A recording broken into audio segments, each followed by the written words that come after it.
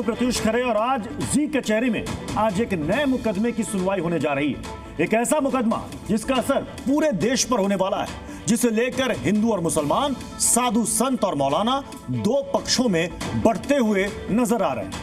आज के मुकदमे से जुड़े दो मुद्दे हैं। पहला, क्या महाकुंभ में मुस्लिम दुकान पर बैन सही है? और दूसरा मुद्दा या सवाल कह लीजिए, क्या धार्मिक स्थानों पर अब धर्म देख करके ही एंट्री मिलेगी क्या? आपको शायद इस बात की जानकारी होगी कि अखिल भारतीय अखाड़ा परिषद ने यह तय किया है कि इस बार महाकुंभ में गैर सनातनी दुकानदारों की एंट्री नहीं होने देंगे। उसके बाद समाजवादी पार्टी के सांसद जियाउर रहमान बर्क ने धमकी दी कि अगर ऐसा हुआ तो फिर मुस्लिम स्थलों पर हिंदुओं की एंट्री भी बैन की जा सकती है। तो आज की सुनवाई शुरू करने से पहले मैं ऑनरेबल जज साहब जस्टिस रविंदर सिंह जी से गुजारिश करूंगा कि वो आए और आज की कार्रवाई शुरू होने की इजाजत दें।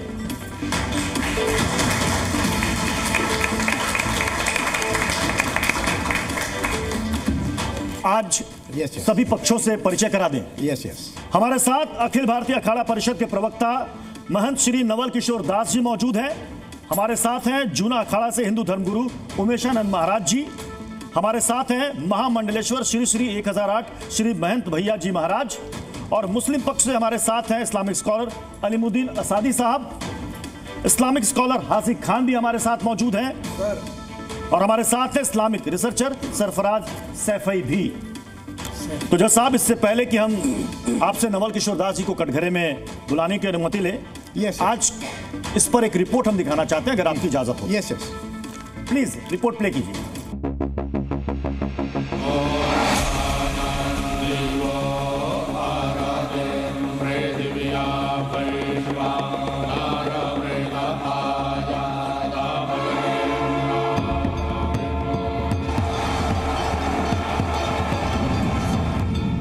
ट्रेंड बनाया हुआ है कि जहां भी सनातनी हिंदू है उनको अपनी थूक खिलाओ, उनको पेशाब पिलाओ। तो कहां तक हम इनको बर्दाश्त करेंगे? इसीलिए मेले में ऐसा कोई विवाद न हो जो उनके लिए हानिकारक होगा, इसीलिए बैन लगाना अति आवश्यक है। साधु संतों और अखाड़ों का सबसे बड़ा संगठन अखिल भारतीय अखाड़ा परिषद ने मन बना लिया है कि इस बार महाकुंभ मेले में मुस्लिमों की दुकानें नहीं लगने दी जाएगी।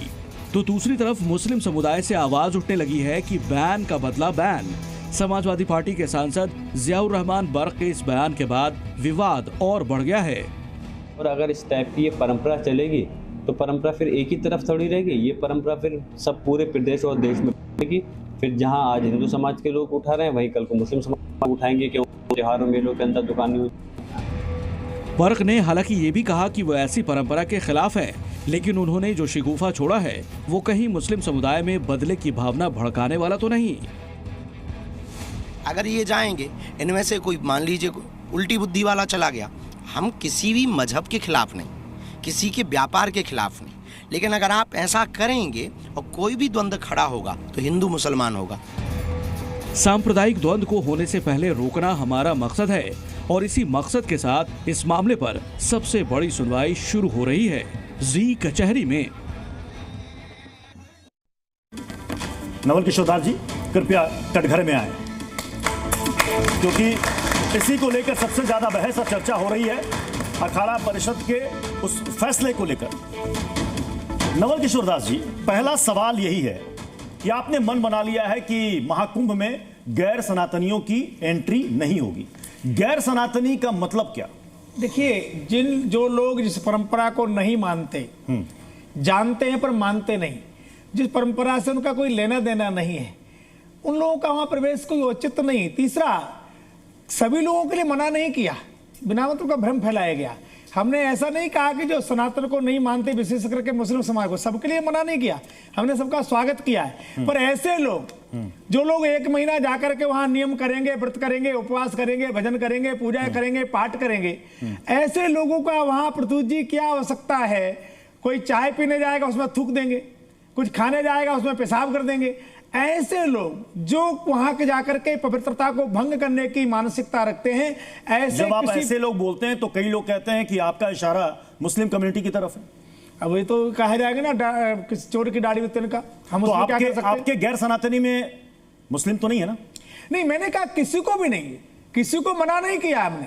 हमने कहा है कि जो लोग वहां की मर्यादा का ध्यान रखते हैं, जो वहां की परंपरा का ध्यान रखते हैं, जो साधु संतों का सम्मान कर सकते हैं, यहाँ की परंपरा का सम्मान कर सकते हैं, ऐसे प्रत्येक व्यक्ति का स्वागत है। हमने कभी ऐसा, चाहे वो किसी भी धर्म से हो, सबका किसी स्वागत धर्म का हो, कोई दिक्कत नहीं, चाहे वो परंतु सिख जो हो, आज- पारसी हो, जैन हो, मुस्लिम हो, कोई भी हो, सबका स्वागत है। सनातनी है भैया, क्यों अलग कर रहे हो? नवल किशोर दास जी, फिर बंटवारा ऐसा करना क्यों है चाहते कि हो मुस्लिम समुदाय आपके फैसले पर ऐतराज जता रहा है? उसका कहना है कि आप उनकी रोजी रोटी पर चोट कर रहे हैं। नहीं, देखिए, जो वास्तव में सच्चे मुसलमान हैं, जो अपनी भावनाओं का ध्यान करते हैं, दूसरे की भावनाओं का कदर करते हैं, जो वास्तव में हमारा परंपरा का सम्मान करना चाहते हैं, वहां जितने कालीन बेचने वाले आते हैं सब वही आते हैं, सब लोग आते हैं, काम करने वाले लोग वही, लेबर में ज्यादातर वही लोग होते हैं। हमने सबके लिए नहीं कहा, पर हम फिर कह रहे हैं कि जो लोग हमारी परंपरा को भंग करना चाहते हैं, अपवित्रता करना चाहते हैं, जो जूस में कुछ मिलाना चाहते हैं या पेशाब करना चाहते हैं, थूक मिला, ऐसे लोगों का प्रवेश पूर्णतः वर्जित होगा। आप कह रहे हैं कि ऐसे लोगों का प्रवेश वर्जित होगा, संदेह है। तो इसमें अगर आप गैर सनातनी कहते हैं तो हो सकता है कि इसमें कई सारे ऐसे भी हों हिंदू जिनको सनातन पर आस्था नहीं है, कई सारे ऐसे होंगे जिनको आस्था नहीं, उसकी वहां भाषता क्या भैया? जिनकी जो आस्था नहीं, गंगा उसका को क्या नहीं वास्ता? मानता, जमुना को नहीं मानता, सनातन को नहीं मानता, परंपरा को नहीं मानता, मानवता को नहीं मानता, ऐसे लोगों की वहां आवश्यकता क्या है? वहां ऐसे ही लोगों की आवश्यकता है जिनके अंदर ध्येय धारणा है, पवित्रता है, दिव्यता है, आनंद है, प्रसन्नता है, संतों के प्रति, संस्कृति पर लगाव है। ऐसे लोगों का स्वागत भैया वहां पर, ऐसे लोगों का। अच्छा, कुंभ तो सदियों से होता चला आ रहा है, आज तक कभी ये बात नहीं कही गई कि साहब इसकी एंट्री होनी चाहिए, इसकी एंट्री नहीं होनी चाहिए, इसी बार ऐसा क्यों? आपने कभी देखा पहले कभी कोई ऐसा वीडियो चला हो जिसमें लोग पेशाब कर रहे हो, नाले का पानी में सब्जी धो रहे हो? कहीं देखा कि कुछ खबर है उसमें थूक दे? ऐसा कभी देखा था पहले? क्या नहीं देखा था, तो कोई आवश्यकता ही नहीं थी। तो लोग कहेंगे पहले तो आप कभी हॉस्पिटल नहीं आए। अरे जब बीमार होगा तभी तो हॉस्पिटल आएगा भाई साहब, जब बीमार नहीं तो हॉस्पिटल क्यों आएगा? तो जब आवश्यकता लगी तो क्या ताली बजाना तो ढंग से बजाओ। हाँ, जब आवश्यकता लगी इस प्रकार का आया, मान 1 महीने वहां कल्पवास है। भरद्वाज मुनि बसहि प्रयागा, तिनहि राम पद अति अनुरागा। जिनको अनुराग है, प्रीति है यहाँ की परंपरा में, यहाँ की सनातन परंपरा में, यहाँ के संतों में, यहाँ के तपस्वियों में, जिनके अंदर कहीं ना कहीं दर्शन की लालसा है, प्रत्युत जी 1 महीने रह करके लोग वहां कल्पवास करते हैं। कल्पवास। मैं चाहता हूं कि आप प्रयागराज के कुछ मुस्लिम दुकानदारों की बात सुने जिनके लिए महाकुंभ रोजी रोटी का एक जरिया है। इन्हें सुने, उसके बाद फिर सोच समझ कर इस पर जवाब दीजिएगा। हाँ, कोई दिक्कत, हम सोच समझ के ही देते हैं। कोई किसी भी धर्म से हो, ये मायने नहीं रखता, मायने रखती है अखंडता और एकता। और हर समाज के लोग, मुस्लिम समाज के लोग भी कुंभ के अंदर जाके दुकानें लगाते हैं अपने रोजगार के लिए, पालन पोषण के लिए। अगर इस तरीके से होगा तो फिर ये तो कहीं ना कहीं पे थोड़ी बहुत नाइंसाफ़ी हो जाती है। मैं तो चाहता हूँ कि हर समाज की दुकानें लगे, हर समाज के लोग जो है उसमें काम करें, हर समाज के लोग कुछ ना कुछ। इस बार जब इन्होंने बंद कर दिया तो अब जाहिर सी बात है, सरकार ने बंद किया तो उनसे, नहीं बंद किया है, मेला समिति के लोग ने बंद किया है, तो जो है उनसे आग्रह करना चाहते हैं कि इजाज़त दें हम लोगों को भी लगाने का। हमारा सरकार से अनुरोध है कि इसमें सबको इजाज़त दी जाए। नवल किशोर दास जी, ये वहां के दुकानदार हैं, ये कह रहे हैं कि अगर ऐसे हो जाए तो फिर कई लोगों की रोजी रोटी छिन जाएगी उनसे। तो जी, कुंभ आस्था प्रधान है, व्यापार प्रधान नहीं है, अर्थ प्रधान नहीं है। वहां लोग अर्थ कमाने नहीं जाते, वहां धर्म कमाने जाते हैं, वहां साधना करने जाते हैं, उपासना करने जाते हैं। मैं आपसे निवेदन करना चाहता हूं, जहां विशुद्ध रूप से मुस्लिम समाज का कोई कार्यक्रम होता है, क्या अनुमति मिलेगी हमको जाने की? अनुमति मिलेगी क्या? हम मक्का मदीना जाना चाहते हैं, अनुमति देंगे आप? मैं अब जज साहब आपसे अनुरोध करूंगा कि मैं असादी साहब को कटघरे में बुलाना चाहूंगा। इजाजत है। नवल किशोर दास जी, आप आके स्थान ग्रहण कर लें। असादी साहब प्लीज कटघरे में आए।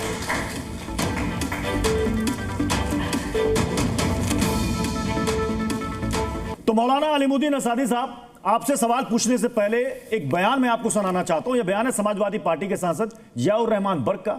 क्या आप इनके बयान के साथ हैं? बयान सुनकर इसका जवाब दीजिएगा। और अगर इस टाइप की ये परंपरा चलेगी तो परंपरा फिर एक ही तरफ थोड़ी रहेगी, ये परंपरा फिर सब पूरे प्रदेश और देश में रहेगी। फिर जहां आज हिंदू समाज के लोग उठा रहे हैं, वहीं कल को मुस्लिम समाज उठाएंगे कि त्योहारों मेलों के अंदर दुकानें हुई। मैं इस चीज़ के खिलाफ, मैं चाहता हूँ इस पर एक सीरियसली एक एक्शन चाहिए। असादी साहब, क्या आप इनके बयान से सहमत हैं?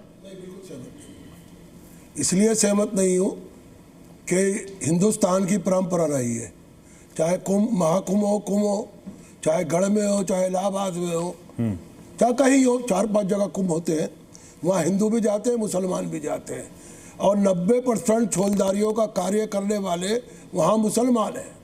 आज से नहीं, सदियों से जो कुंभ का मेला होता है उसको रहने का जो स्थान बनाया जाता है जिसमें ग्रहण करते हैं साधु संतान के, वो हमारे यहाँ दिल्ली से भी और दिल्ली के बाहर के लोग भी सब मुसलमान लोग करते हैं। कभी इस पर एतराज़ नहीं हुआ।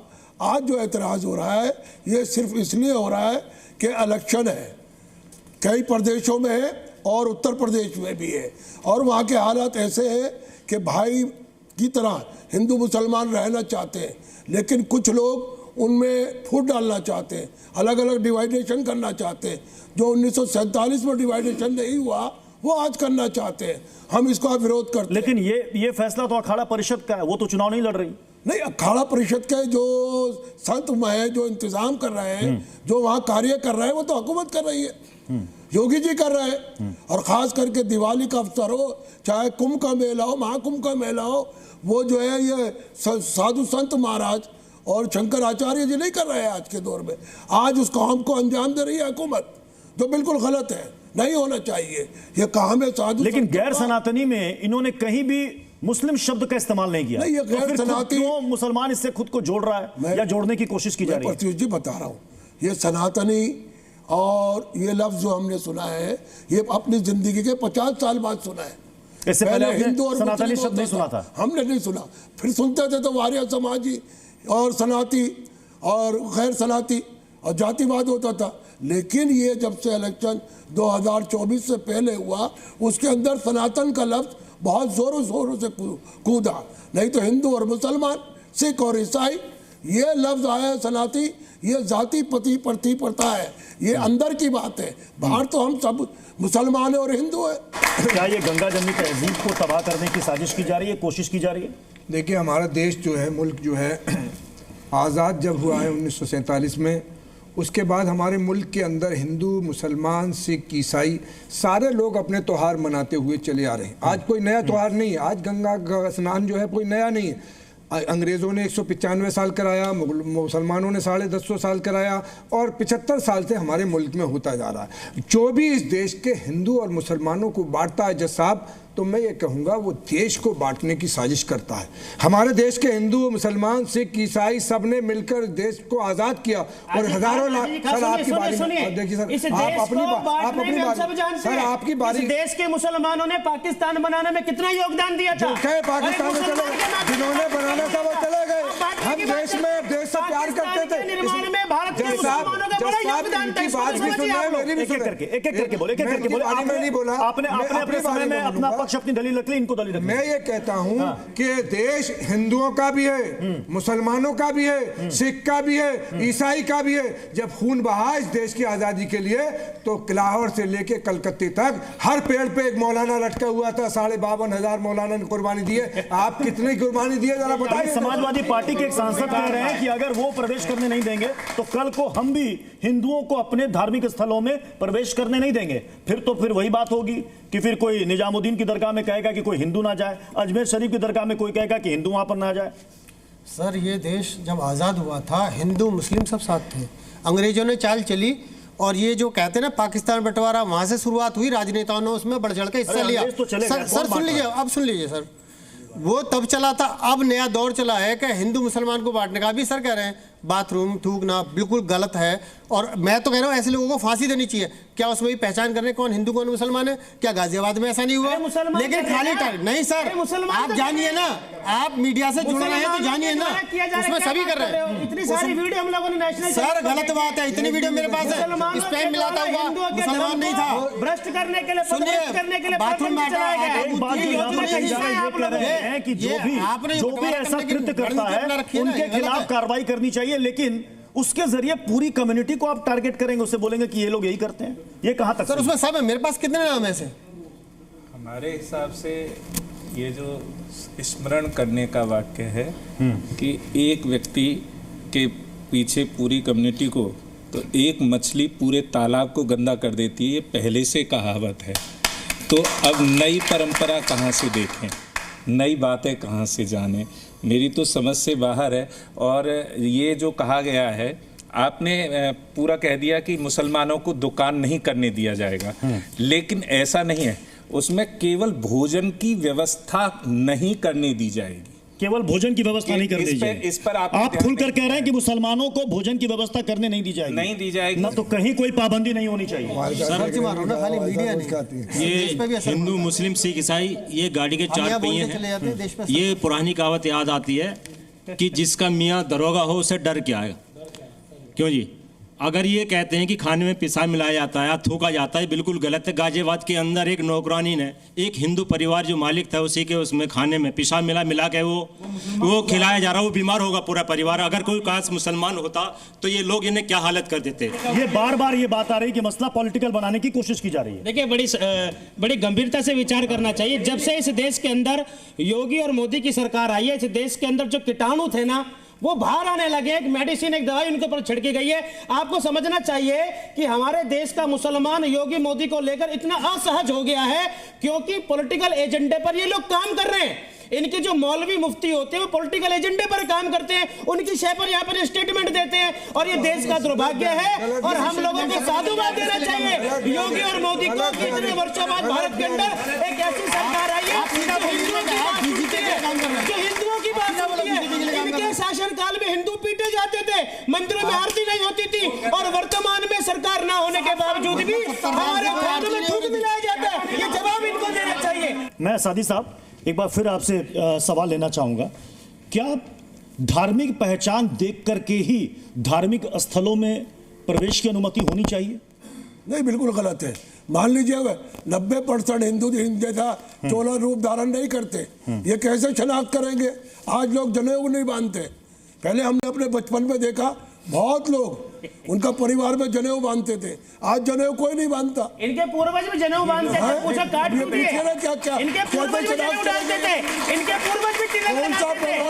ये कन्वर्टेड मुसलमान है, ये कन्वर्टेड मुसलमान है। इनके दादा तिलक लगाते थे, मंदिर जाते थे, प्रसाद खाते थे, लेकिन जब से 5 टाइम की नमाज में जाना शुरू बुद्धि खराब हो गई। एजेंडे को चलाते हैं जज साहब, ये मोदी और योगी का एजेंडा चलाते हैं। असदी साहब, मैं चाहूंगा कि फिर आप आ जाए, प्लीज आकर के अपना स्थान ग्रहण करें। फिर तो हासिक खान जी ये कह रहे हैं कि किसी भी सनातनी को जो गैर सनातनी कार्यक्रम है उसमें आयोजन में नहीं जाना चाहिए। फिर तो आपकी इफ्तार पार्टी में भी कोई हिंदू नहीं आएगा? सर, हमारे यहाँ इफ्तार पार्टी में भी आएगा। बकरीद के दिन कुर्बानी में ऐसे ड्रेस पहन के कम से कम हजारों हमारे मोहल्ले में घूमते हैं जो गोश्त मांगते हैं। हम पैसे देते हैं, नहीं लेते।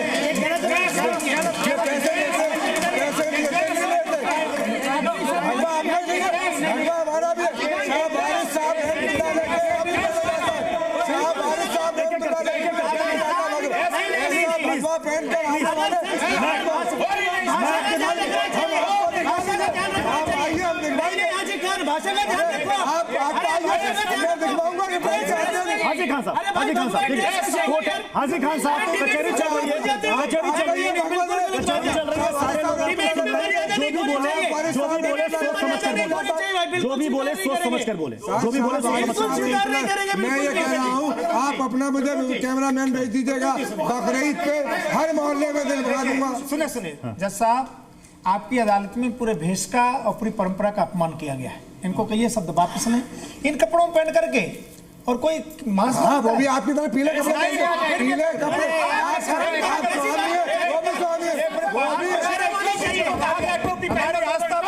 हमारी आस्था पर हम तो किसी को अपने भेष में आ रहे हैं, हम उसका वेलकम कर रहे हैं। आपके कथन पर घोर आपत्ति है। एकदम सही, आपके कथन पर घोर आपत्ति है। इन्हीं कपड़ों को पहन कर आतंकवादी आते हैं, इन्हीं कपड़ों को पहन कर आते हैं। ये कह रहे हैं इन्होंने, आपने इनके वेश पर, इनके कपड़ों पर, इनके परिधान पर आपने प्रश्न नहीं लगाया। मैंने कहा कि पीले कपड़े आते हैं, कपड़े पहन के कोई भिक्षा मांग सकता है, ये कपड़े पर कोई मांस मांगता है? इस तरह के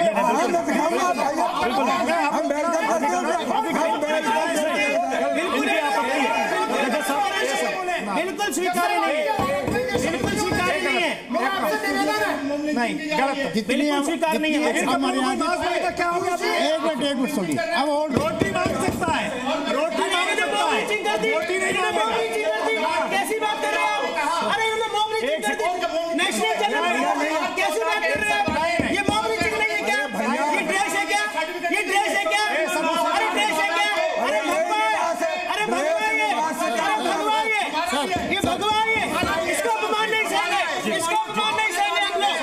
अपमान नहीं सहेंगे।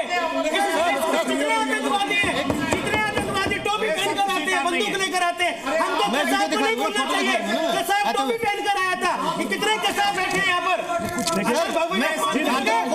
सुनना पड़ेगा आप लोगों को। मैं चाहूंगा जज साहब जो नहीं हिंदू पक्ष की तरफ से जो आपत्ति दर्ज कराई गई है कि आप किसी साधु संत के आप उनके परिधान पर इतना बड़ा कमेंट करेंगे, वो कह रहे हैं इनको माफी मांगनी होगी। ऐसा कोई भी निर्णय कोर्ट का ये है, कोई भी अमर्यादित एक सेकंड कोर्ट को कोई भी अमर्यादित टिप्पणी एक दूसरे पे न करें, और जो अभी तक की गई वो आज की कार्रवाई से बाहर की जाती है। नहीं, कई सारे एक बात तो है, कई सारे सामान खाने पीने चीजों से लेकर के जो हम पहनते हैं या रोजमर्रा में इस्तेमाल करते हैं, उसमें अलग अलग समुदाय के लोगों का योगदान होता है, वो बनाते हैं, लेकिन उसको लेकर कभी कोई सवाल प्रश्न चिन्ह नहीं खड़ा किया गया। देखिए, मैंने पहले भी कहा, अभी भी वर्कर में कहीं कोई आपत्ति हमने नहीं की है। मैं तो खुद कह रहा हूँ, वहाँ जो टेंट लगते हैं, झोपड़ी बनती है, उसमें काफी % लोग मुसलमान बनाते हैं, आज भी बनाए, उसमें आपत्ति नहीं है। हमें आपत्ति इस बात जो खाने पीने की वस्तु है, जिससे वहाँ का व्रत भंग हो। मेरी बात जाना चाहिए, जेल भेजना चाहिए। पूरा वास्तव में पूरे वाक्य को गलत रूप से प्रस्तुतिकरण किया जा रहा है। हमने कहा जो अवांछनीय लोग हैं, जिनके मन में उसमें मुसलमान नहीं है, कोई भी हो सकता है, उनमें जो मन में जैसे वीडियो आए, कोई पेशाब मिलाता, कोई थूकता, ऐसे लोगों का वहां जाने से और जो व्रती हैं उनका व्रत भंग होगा। तो फिर क्या इसका गलत मतलब निकाल करके इसे जानबूझ करके मुसलमानों से जोड़ा जा रहा है? इसे मुसलमानों से जोड़ा नहीं जा रहा है, प्रत्यक्ष रूप में देखा गया है कि पर्टिकुलर कम्युनिटी के लोग ही ये हरकतें कर रहे हैं। थूक जिहाद, मूत जिहाद, और न जाने कौन कौन सी जिहाद ये करते हैं। दूसरा, इनको शायद कुछ लोग वो कह रहे हैं कि उनके खिलाफ कड़ी कार्रवाई कीजिए, जेल भेजना चाहिए। देखिए, आपकी ऐसे लोगों को फांसी लगाना चाहिए, जेल भेजना चाहिए, जो किसी के धर्म की आस्था को इसको आप कंडक्ट करेंगे या नहीं करेंगे? आज मंत्री साहब ने बहुत कुछ कहा, आज तोकी रजा ने बहुत कुछ कहा, इस सबको लेके आप इसे कंडेम क्यों नहीं करते हैं? अरे अभी टॉपिक हम ये कहते हैं कि कोई भी आदमी मूत मिलाता है, थूक मिलाता है, वो मुसलमान नहीं, चाहे वो मुसलमान इस्लाम में नहीं रह सकता, बाकी आधा ईमान है। और हम ये कहते हैं ऐसे लोगों को कड़ी से कड़ी सजा देना चाहिए। दोनों पक्षों की तरफ से अपनी अपनी दलीलें यहाँ पर रखी गई। कॉन्फेडरेशन ऑफ इंडियन इंडस्ट्री का एक आंकड़ा है कि 2019 में कुंभ से 1,20,000 करोड़ रुपए की आय सरकार को ही थी। इस बार यह नंबर और ज्यादा हो सकता है, और दावा किया जा रहा है कि महाकुंभ के आयोजन में सरकार 6,000 करोड़ रुपए खर्च कर रही है। और दावा यह भी है कि इस महाकुंभ से कम 45,000 परिवारों को सीधे या परोक्ष रूप से रोजगार मिलेगा, जिसमें हिंदू और मुसलमान दोनों हो सकते हैं। लेकिन अखाड़ा परिषद और प्रशासन की वजह से इस रोजगार में मुस्लिमों की हिस्सेदारी 0 हो जाएगी। अब मैं जज साहब से अनुरोध करूंगा कि वो इस मुकदमे पर अपना फैसला सुनाएं। आज के प्रत्युष जी ने बहुत अच्छी एंकरिंग की, दोनों तरफ से अच्छे बहस हुई, हिंदू पक्ष से भी मुस्लिम पक्ष से भी। संविधान हमारा कहता है कि हर व्यक्ति को धार्मिक स्वतंत्रता है और धर्म के नाम पर कोई प्रतिबंध नहीं है, और दोनों पक्ष इस बात पर एग्री हैं कि अगर पवित्रता है तो किसी की कोई रोक टोक नहीं है। यहाँ पूरी बहस आज पवित्रता पर हुई, और ये बहुत अच्छी बात है कि दोनों पक्ष मानते हैं कि जो अपवित्रता करे उसको दंडित किया जाए। चलिए, तो कचहरी में जज साहब का फैसला आ चुका है, दोनों पक्षों ने इस फैसले को सुना। बहुत बहुत शुक्रिया आप सभी का हमारे साथ कचहरी में शामिल होने के लिए। Thank you. जी